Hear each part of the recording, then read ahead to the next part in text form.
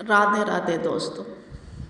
आज से श्रावण मास की शुरुआत हो गई है, तो आप सभी को श्रावण मास की हार्दिक शुभकामनाएं और ओम नमः शिवाय। तो चलिए जानते हैं आज भगवान शिव को क्यों प्रिय है बेलपत्र और क्या है इसके पीछे की पौराणिक कथा। साथ ही जानेंगे बेलपत्र का लाभ, उपयोग और भगवान शिव पर चढ़ाने का तरीका।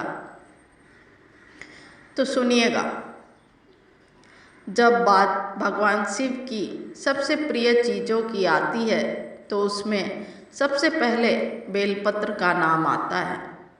यह बात तो हम सभी जानते हैं कि बेलपत्र भगवान शिव को बेहद प्रिय है और शिवलिंग पर बेलपत्र चढ़ाए बिना पूजा को पूर्ण नहीं माना जाता। ऐसी मान्यता है कि शिवलिंग पर बेलपत्र अर्पित करने से महादेव प्रसन्न होते हैं। लेकिन शिव जी को बेलपत्र इतना प्रिय क्यों है और शिवलिंग पर बेलपत्र चढ़ाने से जुड़ी पौराणिक कथा क्या है। कहते हैं, जब समुद्र मंथन के बाद विष निकला तो भगवान शिव ने पूरी सृष्टि को बचाने के लिए ही इस विष को अपने कंठ में धारण कर लिए। विष के प्रभाव से उनका कंठ नीला हो गया और उनका पूरा शरीर अत्यधिक गर्म हो गया, जिसकी वजह से आसपास का वातावरण भी जलने लगा। चूँकि बेलपत्र विष के प्रभाव को कम करता है, इसलिए सभी देवी देवताओं ने बेलपत्र शिव जी को खिलाना शुरू कर दिए।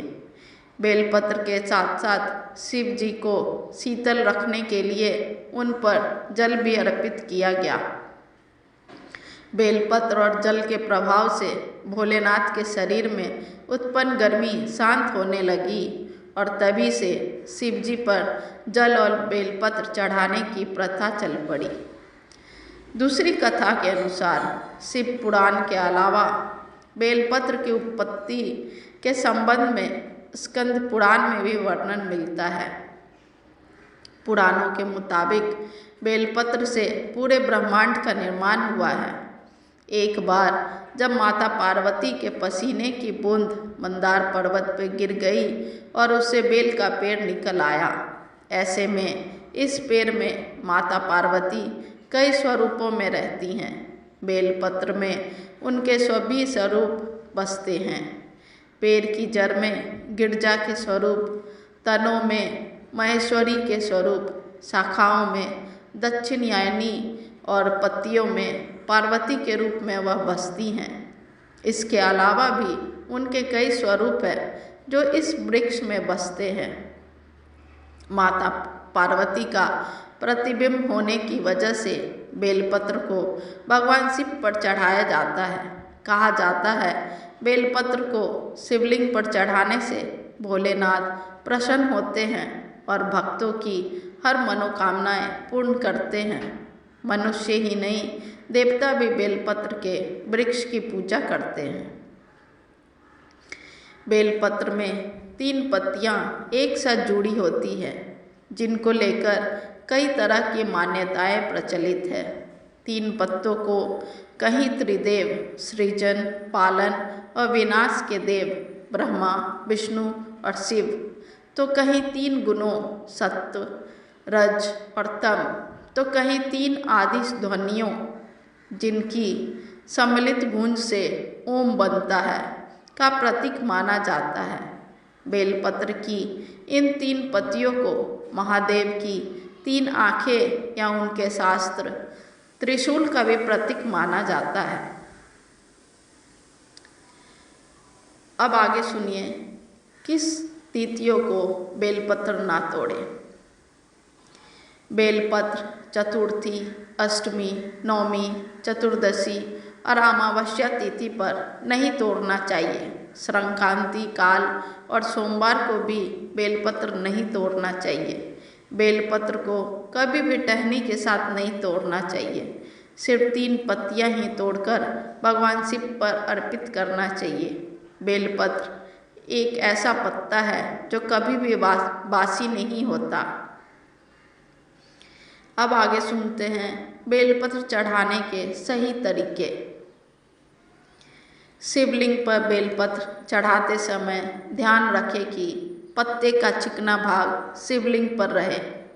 बेलपत्र को सदैव चिकनी सतह वाली से शिवलिंग पर अर्पित करना चाहिए।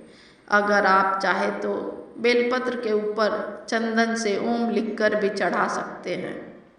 अगर आपके पास बेलपत्र अधिक नहीं है तो आप एक ही बेलपत्र को पानी से धोकर बार बार चढ़ा सकते हैं। इसके साथ ही बिना जल चढ़ाए शिवलिंग पर बेलपत्र कभी नहीं चढ़ाना चाहिए। शिवलिंग पर बेलपत्र को चढ़ाते समय ख्याल रखें कि पत्ता कहीं से भी कटा फटा ना हो और ना ही उस पर अधिक धाड़ियाँ हों। जिस बेलपत्र पर धाड़ियाँ हों उसे पूजा में इस्तेमाल नहीं करना चाहिए। साथ ही अनामिका, अंगूठे और मध्यमा उंगली की मदद से इसे अर्पित करना चाहिए। शिवलिंग पर कितने बेलपत्र चढ़ाने चाहिए, ये भी कई लोगों के सवाल होते हैं, तो सुनिए। मान्यताओं के मुताबिक शिवलिंग पर 3 से लेकर 11 बेलपत्र चढ़ाना शुभ होता है, लेकिन आप इससे अधिक भी चढ़ा सकते हैं। अगर आपके पास एक बेलपत्र भी है तो उसे भी चढ़ाकर शिव शंकर को प्रसन्न किया जा सकता है। वहीं शीघ्र विवाह के लिए शिवलिंग पर 108 बेलपत्र चढ़ाना चाहिए। सभी देवों में महादेव अत्यंत ही भोले हैं, इसलिए भक्त उन्हें भोलेनाथ के नाम से भी पुकारते हैं। भगवान शिव शंकर अपने भक्तों की मनोकामना शीघ्र सुन लेते हैं। उनकी पूजा के लिए 1 लोटा जल और कुछ बेलपत्र के पत्ते ही काफ़ी होते हैं।